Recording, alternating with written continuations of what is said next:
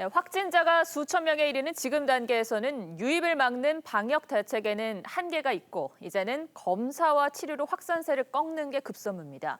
아직까지 치료제가 없다는데 그럼 대체 언제쯤 치료제가 나오는 건지 자세히 뜯어보겠습니다. 오늘은 중강대 약학대학 설대우 교수와 함께합니다. 자, 교수님, 코로나19가 가장 두려운 이유가 이 치료제가 없다는 건데 그럼 환자들은 지금 어떻게 치료를 하고 있습니까?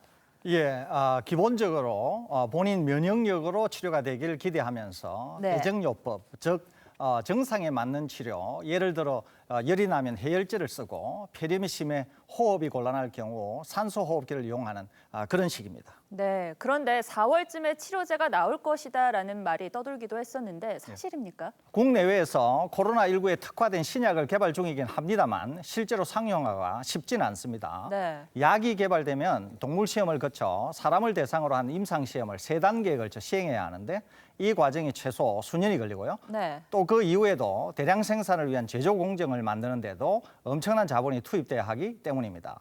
그래서 결국 약이 나올 점에는 감염 유행이 끝나 골든타임을 놓치게 되는 겁니다. 2003년 사스나 2015년 메르스도 아직까지 치료제가 없는 실정입니다. 그렇다면 4월 치료제 출시설은 어렵겠군요. 자, 그리고 중국에서는 완치자의 피를 뽑아서 치료하는 방법도 있다고 하던데 이게 효과가 있습니까? 예, 완치자의 혈액을 활용하는 치료법은 항바이러스제나 항생제 등이 없던 예전에는 많이 시도를 했었는데요. 네. 신종 감염병 유행 등 매우 절박한 상황에서 제한적으로 쓰이기도 합니다만 요즘에는 부작용 등이 우려돼 잘 사용하지 않고 있습니다. 그럼 지금은 개인의 면역력에 의지하는 것 말고는 다른 방법이 없습니까? 이미 개발된 약을 활용하는 방법이 있을 수 있습니다. 예. 기존 약 가운데 코로나19에 효능이 있는 약을 발굴하면 개발 기간이 별도로 필요가 없고 특히 기존 약은 이미 오랜 기간 사용이 되어 왔기 때문에 약물 독성 등이 검증되어서 인체 안정성도 충분히 확보할 수 있는 장점이 있습니다. 기존 약을 활용한다라면 이 코로나19에 효과가 있는 기존 약이 있습니까?